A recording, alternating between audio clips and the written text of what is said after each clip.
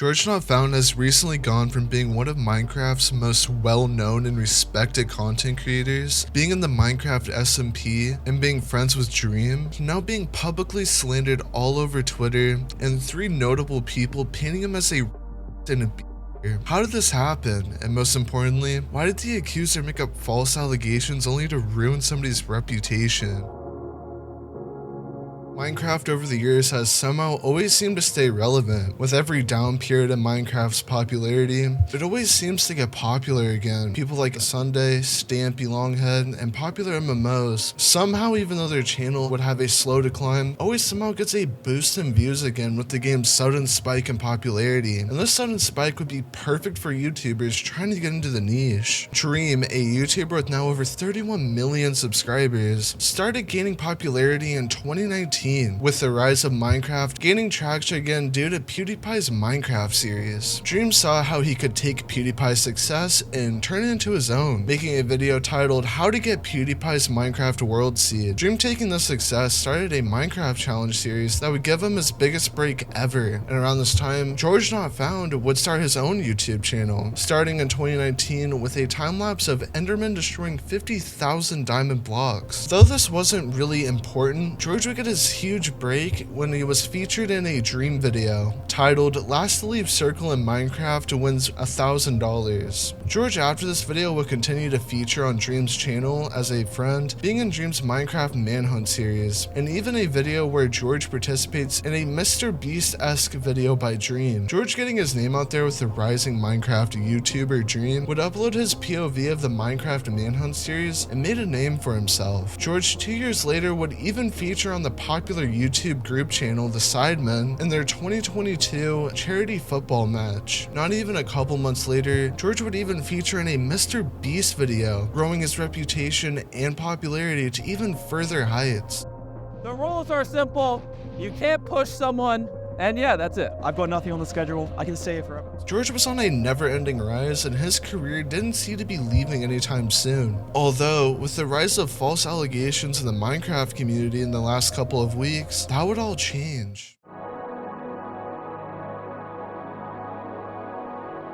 On the 9th of March, Katie, a Minecraft streamer with over 200,000 followers on Twitch, came out with her story against George, saying the following: "Telling my story, I also want to make it clear, although I was inspired by Shelby, her is not the same. I hope she can take the time to heal. I hope everyone can." Soon after, Katie would boot up her live stream and give her side of the story. Katie claims it all started when she and her friends went to a convention. One night at this convention, they were at a house party drinking with 2 friends, one of which was talking to a big creator at the time. Katie and her friends ended up going to the creator's hotel room where they drank together and hung out. One night, we were at a house party when we decided to leave. It was me, my best friend, and her other friend. Not much happened that first night, just some drinking and talking at a table. The guy's friend had been passing flirts at me the entire night, but because he was the oldest in the room, we assumed he didn't know my age. Katie then goes on to say that soon after that night, they got Instagram DMs from the creator that flirted with them, and Katie claims that they had 18 in their bio. The next day, they decided to go back to the creator's hotel room, again, drinking, and when they all got to the hotel room, they all drank together again. While they were drinking, the group all decided to play drinking games together, and they all sat on the couch drinking a bunch and asking questions about each other. The creator in question sat next to Katie, and later in the night, Katie claims she answered a question about their age in the game, stating, "I'm 18 and Later on, after Katie says that she answered that question, she says she resorted to playing games on her phone. Then she claims that this creator did something horrible. She alleges that this creator sitting next to her slipped his hand in her clothes, sitting next to everyone. And she also claims that he said, "Are you ticklish?" where she claims she said no while she was still playing the game on her phone. I went to leave, and the older guy decided to leave with me. We walked to the elevators, where I didn't get on. He then pretended that the elevator was broken and that he couldn't leave, telling me to get in the elevator to prove it was broken. And then after a few minutes, he ended the night with a "guess I'm going now," leaving with a wounded puppy look. The creator later DM'd her on Instagram after that, with, in her words, simple flirting and asking about other conventions she would be going to. Now this is where her story ends, and she says some things in retrospect, like saying that this creator was the first person that ever touched her, but I'm going to be getting into that a bit later. In Katie's allegations, not once did they mention who the creator's name was, which pretty much made everybody play Where's Waldo trying to figure out who the creator was. Though pretty soon GeorgeNotFound was the creator and actually released a statement saying that they'll be responding soon. When these allegations first dropped on Twitter, it spread like wildfire. These allegations were going off of previous allegations of Wilbur's suit, where Wilbur made himself look extremely guilty. People were looking at allegations through a guilty till proven innocent mindset, which is pretty much what the whole Minecraft community has and still runs on. One of the more popular accusers that was the most vocal that I've seen in this situation is the Minecraft YouTuber and streamer AMZ. This person was extremely vocal in the Wilbur suit allegations. It was no different when the GeorgeNotFound allegations dropped. We have some absolute banger tweets I want to read out, where AMC totally owns George. I hope you understand whatever bold response you and your PR team magically come up with, it will never take back the hurt that you've caused somebody who was young and should have been safe in your space as a 26-year-old man. Silence is not consent. It will never be consent. Number one in your bio of a known. Not sure I'm the annoying one here. Check yourself in the mirror before you try and spout absolute. AMC, as you can obviously tell, is not in the slightest bit willing to hear the other side and seems to just want to end people's careers. I hope you understand whatever bull team magically comes up with. Like, I would understand if this guy was guilty and you were on him, but not only has GeorgeNotFound not responded around this time of all these tweets, but the accuser Katie hasn't even provided proof to her claims around this time. AMZ's just a retard, and the bias really shows and even makes even more sense when you realize that AMZ's actually friends with the accuser. I tweeted out that AMC is most likely going to turn to the next I'm Alex. It seems very reminiscent. AMC's whole stance on the allegations actually gets worse from here, but for now let's move on. The Minecraft side of Twitter wasn't really willing to hear GeorgeNotFound's side and already made up their minds, though many others and myself were wondering what in response George had in store, so me and many others waited for his response. 2 days after Katie's story, George would boot up his live stream and tell an almost completely different story. George's telling of events all started at Dream's hotel room at VidCon. Dream around this time was in a group chat with Katie and 4 other friends. Katie and her friends were bored and wanted to come over, so that's what they did and came to Dream's hotel room. Though there was an issue to get in. Only 2 people had a creator badge that was required to get in, so the 2 people that had it were Katie and her best friend. When they got up to the hotel room, they were having fun and playing drinking games with each other. George claims that he did not know the age of Katie, a 21 and over age setting where drinking was taking place, and it was at a VidCon after party. George after this then shows a picture where it shows a 21-year-old wristband and claims that this was Katie's. And again, he also clarified that he did not know that they were 18 and did not see their bio. And there was actually a picture where it was shown that they had this 21 plus wristband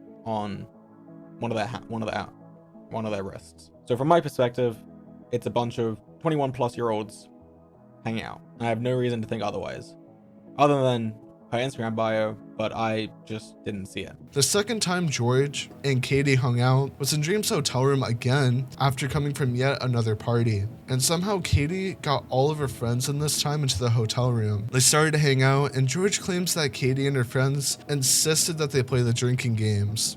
And they had also been the ones that were asking to play the drinking games. So instead of us insisting that we play it, they were actually the ones that were asking us. And you can see that in the screenshots here. They had actually texted multiple times, specifically wanting to play this drinking game that we had played the night before. George sits next to Katie on the couch, and Katie was smiling and happy according to George. In George's words, they even start cuddling. They did this cuddling for about an hour while Katie played games on her phone and they talked. Me and Katie were at the far end of the couch and we were cuddling together. We had been cuddling for, I'd say, around an hour at this point, playing the game, talking, and just having fun. George also clarifies that he doesn't remember Kaiti ever saying that they were 18 and George then goes on to tell about how while they were cuddling, he slipped his hand on her waist. And for clarity, I had my hand around her waist above her clothes. He then goes on to talk about how he would play fight with her and joke around. George says that she seemed pretty happy and okay with what they were doing. George also goes on to say that she got up multiple times to get a drink and other things and came back to cuddle with him like they were before. He then says that she walked him to the elevator and he would joke about the elevator being broken. George and Kaiti message on Instagram after this, and that's about when George's side of the story ends. GeorgeNotFound provided in the response something Kaiti didn't. Evidence and proof to a lot of his claims. This side of the story shows a completely different telling of events and seems a lot more believable. And if you haven't noticed yet, Kaiti's story has a lot of plot holes or flat out lies. Let me run you through them. Kaiti starts off her allegations claiming, Last year, at the beginning of summer, I was by a significantly older and popular content creator. I was freshly 18 and had just graduated high school a few weeks prior. Though this is a small part of her story, it does show two things. They said, one, I was freshly 18, trying to paint George as as possible, which how you could take that statement as anything else just is not possible at all. But two, she also lied here. If you look up CaitiBugzz age, it clearly states that her birthday is January 2nd, 2005, making it so when this happened, she was months into being 18. This framing where they keep saying that George is 8 years older than them is to make George look as as possible, when in reality they're a legal adult and have been for months when this interaction happened. Kaiti then goes on to claim that this is their first convention, which again is a flat out lie. Back in 2022, if you go to their YouTube channel, you can see that they actually went to a TwitchCon, making this occurrence with George being their second convention that they've gone to. Why you would lie about something so minute and small blows my mind. Even with what we have just here, not getting into anything else, we really can't trust the story from the get-go. They lied about being freshly 18 and even lied about this encounter with George being their first VidCon. There's no question of she misspoke or might have worded it wrong. She read from the notes on her phone. There's no question everything she said had no faults in the narrative she was trying to paint. She wanted George to look as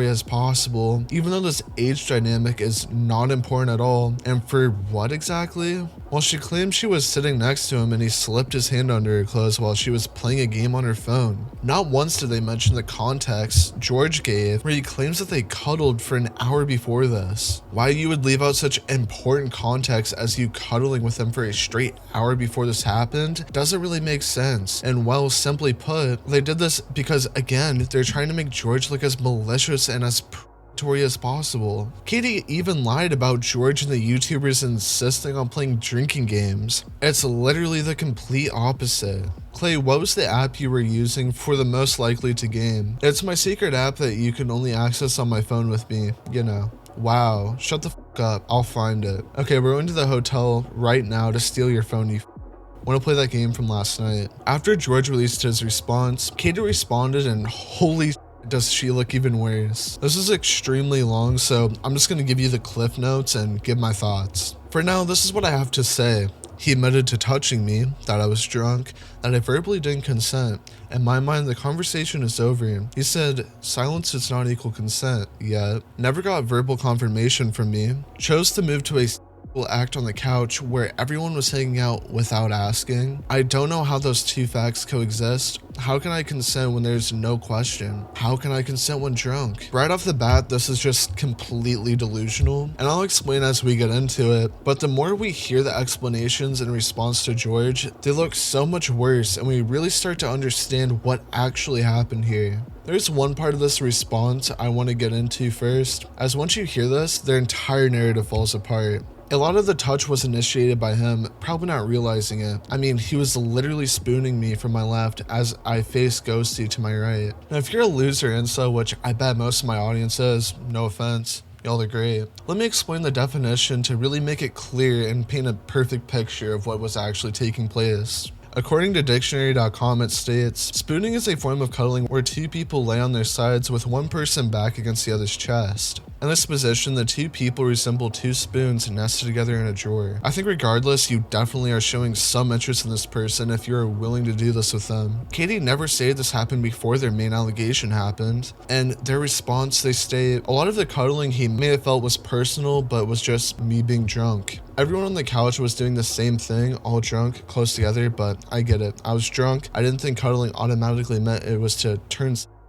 I didn't know it was an invitation. I wasn't gonna push him off in front of everyone. He took it a step further in front of everyone, and all because he assumed things and assumed he had the right. As a shy person, I could not speak up in front of him and everyone else, let alone say yes. Even if he wanted to take a step forward, why do it in the open? If you're cautious about consent, why not ask? That's usually the first step, and most important, why does everything have to be taken a step further? And may I reiterate, I was drunk. In this entire statement, not once did they say that they were not comfortable with the cuddling. They were consensually willing to cuddle with this person enough to the point they got up multiple times and came back to cuddling with them, and even did it for a full hour. Yes, I got up and sat in the same spot, getting up to drink more. Mentally, I believe in a room on a sofa with people on it, you just sit back where you were and you get up. Mentally, I was also drunk, and even if I were to move, that would be an obvious hit to his ego to him and everyone in the room. A bold move I didn't need to make. I could just deal with it till the night was over, and I didn't want somebody I had watched for a while with a huge following to hate me for denying to even sit near him. I didn't want to embarrass him or myself. I know it's a dumb thought process, I acknowledge it. They basically admit to getting up multiple times. You got him off of you and you were fine coming back to cuddle with him. This horrible action she claims happened, I'm just gonna dumb down. They were cuddling, spooning, and after an hour of her getting up and coming back, he moved his hand to her waist. Like, I feel like I'm going insane. Nothing happened here. Kaiti's just a lying bitch.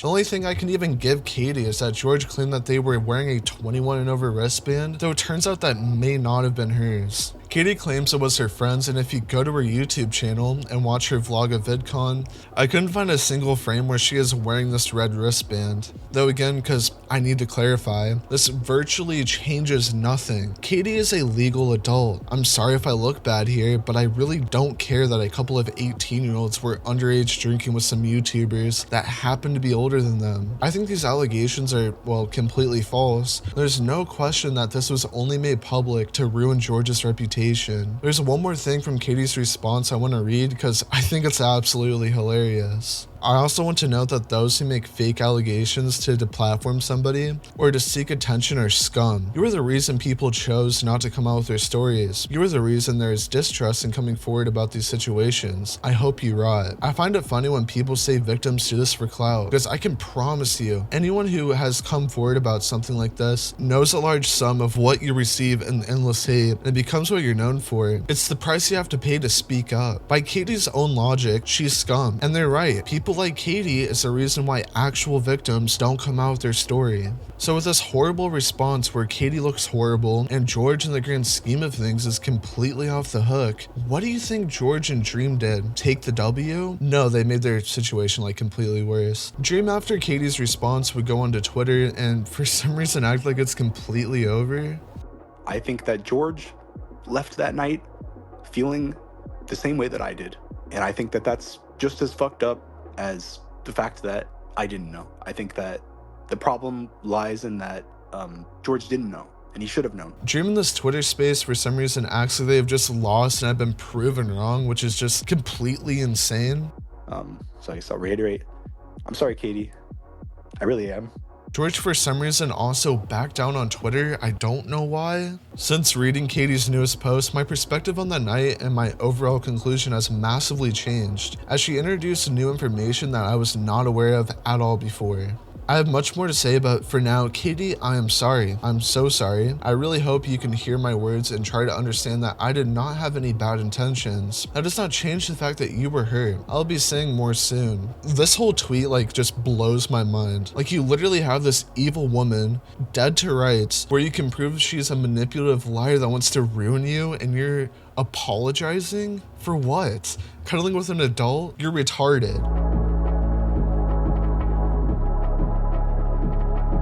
AMC, after the GeorgeNotFound response to the allegations, seems to have gone silent in her crusade for victims, with her putting out a tweet saying they're removing themselves from the situation, which I just find insane. This is the same person saying that they're not for canceling people and that they're just using their platform to uplift voices. This seems really convenient that now when the allegations against George are proven false, she removes herself from the situation and stops uplifting voices. To those spam DMing me saying that I've made victims look bad and only spoke up for victims to make myself look better, you have completely chose to see past my words. I've made myself very clear to avoid getting misunderstood. I explained my stance on using my voice, as them coming to me with heartbreaking stories was so awful and serious, and still is. I'm getting messages from people who agreed with my stance just 24 hours prior, who are now attempting to rebuttal it and saying I'm only speaking up for likes and clout, despite myself being a victim, which is why I'm so passionate about this topic. I'm speaking here with upset, and I want it to be clear I am taking myself out of this, as all it's done is remind me that the internet is cruel. Please, I keep saying this, but be kind and look at this with kindness. I've reached out to a few people already privately to ensure points of mine are not misunderstood, as I am no longer using my voice publicly for the minute as this hurts. Listen to people, be kind. AMC, after the statement, booted up her live stream, and instead of talking about GeorgeNotFound's response and what she should have done, at least correct the record with her audience in some sort of way, they instead watched My Little Pony on stream. They open up their stream with saying that they're distancing themselves from the situation, and then does probably one of the most hilarious coping I've ever seen on the internet. Real quick, this is the last thing I'm going to say about this. I am removing myself completely from the situation because I've been very badly triggered. I'm gay.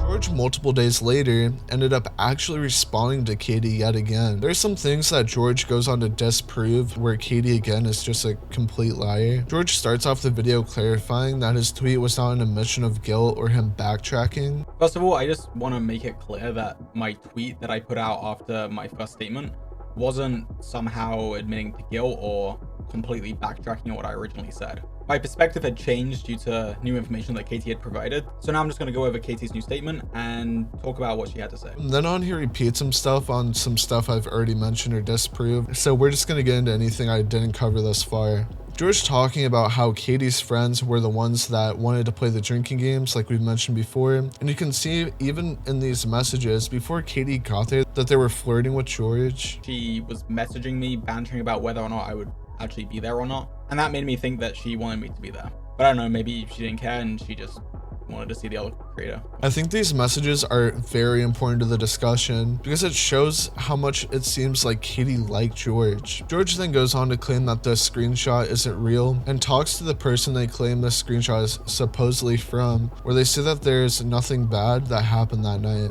What's up? So there is a text that is claimed to be from you. Yeah, I didn't send that text. I found out about it when you sent it to me. But yeah, no, that wasn't me. I don't know where they got that from. So I did want to clarify that he doesn't show a screen recording, and we kind of just have to go off his word. So I did want to point out that yet again, the screenshot proves absolutely nothing. They're both adults.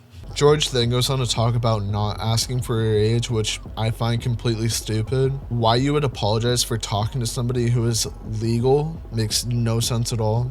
There wasn't that much even important from this response, and George looks like an absolute tard. As much as I want to defend him and show how people slandered him, he isn't making it easy for me. He literally plays into this age capping for some reason, pandering to his audience, which yet again is stupid. Your audience is gone. Your view count the next time you upload is going to be a ghost town. There's nothing wrong with him talking to an 18-year-old. It's not illegal. I'm sorry to say it. Katie's not a victim in any regard.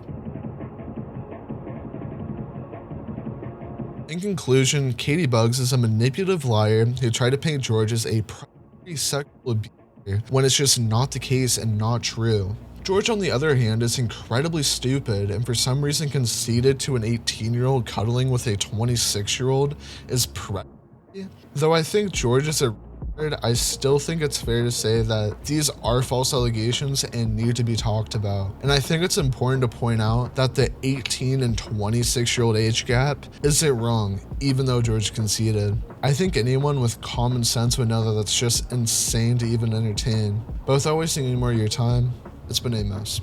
Peace.